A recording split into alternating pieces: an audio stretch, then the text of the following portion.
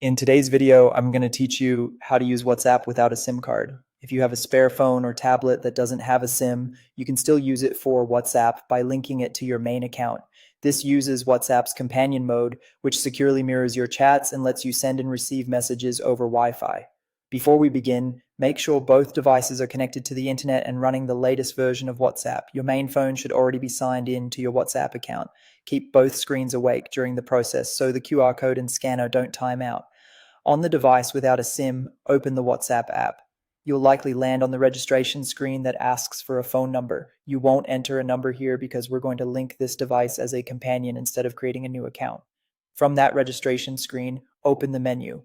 On Android, tap the three dots in the top right corner. On iPhone, tap Settings at the bottom right. This brings up the options you need without moving past the number entry screen. Choose Link as companion device.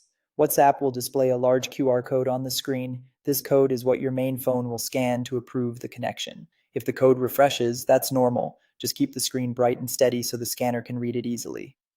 Now pick up your primary phone, the one with the SIM and your active WhatsApp account. Open WhatsApp, go to Settings, then Linked Devices, and select Link a Device. If prompted, confirm with your phone's lock method. Your camera will open in scanner mode and is ready to pair. Point your main phone's camera at the QR code on the SIM-less device. Hold it still for a moment. Once it scans, the devices will connect and your chats will begin syncing to the second phone. Depending on your history size and connection, this may take a little time. After setup, you can send and receive messages on the SIM-less device over Wi-Fi, and your conversations remain end-to-end encrypted. It will continue to work even if your main phone goes offline for a while. If pairing doesn't start, check that both devices have a strong internet connection and that WhatsApp is updated, then try again. For the best experience, allow notifications on the SIM-less device so you don't miss messages.